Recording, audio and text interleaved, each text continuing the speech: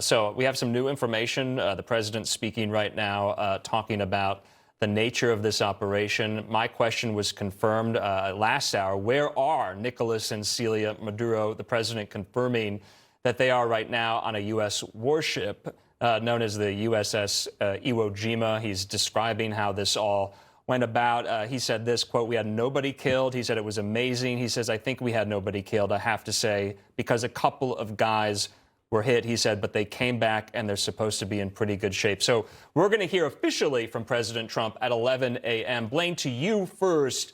Delta Force. It's an elite special forces unit of the U.S. Army. It carried out this capture of Maduro. How much planning would have been needed to really successfully execute an operation like this on foreign soil, according to the president? Yes, it was very successful here. What more are you learning about the operation itself? Yep. So very clean strike.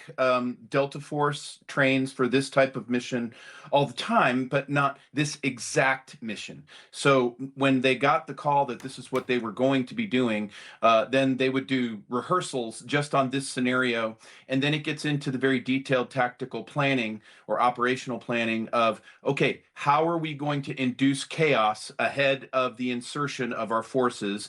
How do we blind them with command and control? That's the hits you saw in the airport. The strikes of key leaders in the Venezuelan defense structure, and then leading up to the actual takedown of Maduro, his wife, making sure that they're safely what we call exfilled or extracted, and then moving them right offshore onto the deck of the Iwo Jima where they're being held right now. But this is, we practice this all the time because so many parts and pieces have to come together perfectly down to the second. And the fact that we didn't lose anybody, we probably have a few injuries. Just kudos to our forces because, this is as hard as it possibly gets.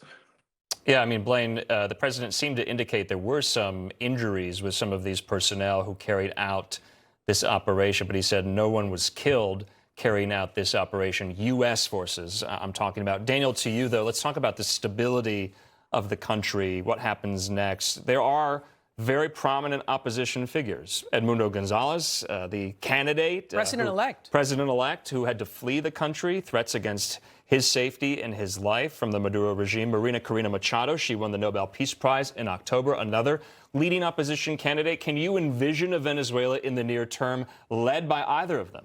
Yes. So what's going to happen in the next few hours? First, President Trump's statement is the most important thing that's going to happen next. Second, I don't think that this just happened in isolation. Obviously, the Department of State, Marco Rubio, the Department of War, they signaled what was going to happen. They threatened Maduro. I'm sure that they spoke with members inside the Maduro regime. The question is, did this happen because members of the Maduro regime turned Maduro in? And then what's happening next is that they're going to take power and there's going to be a transition?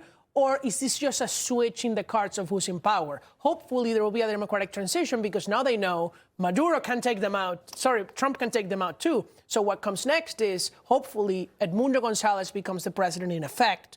And then we finally have a prosperous country again. I see. Blaine, bringing you back in here, talking about stability, solidarity, next steps here. What do you think about that? We have very little kind of operational detail about how this all went down. I don't think we're going to get that because it might be classified here, but we're going to hear from President Trump about how this all went down. Do you see American troops ever setting boots on the ground? Is there an after action plan, a day after plan for this moment from the U.S. and Venezuela?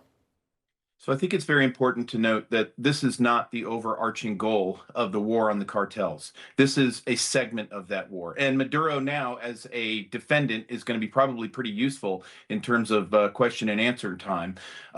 This is about a much bigger operation. The cartels, as you know, are the vascular system to all of the world's illicit activity. And we're just going to keep these cost impositions rising. If you're Petro in Colombia right now, you've got to be deeply concerned. But I don't envision an invasion force or a stability force of any kind in Venezuela. The Venezuelans right now are celebrating in the streets by the hundreds of thousands, and rightly so. they're going to probably be taking the country into their own hands, and then they'll determine their own outcome.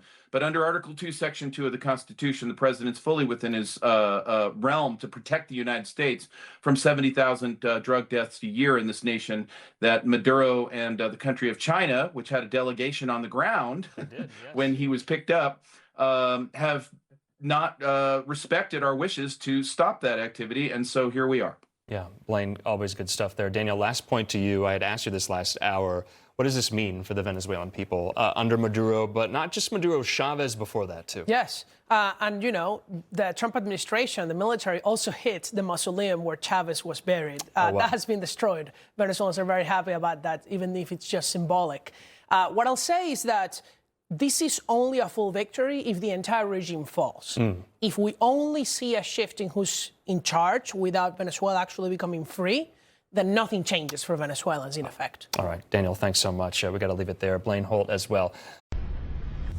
Information. Truth is freedom. Is Newsmax. It's real news for real people.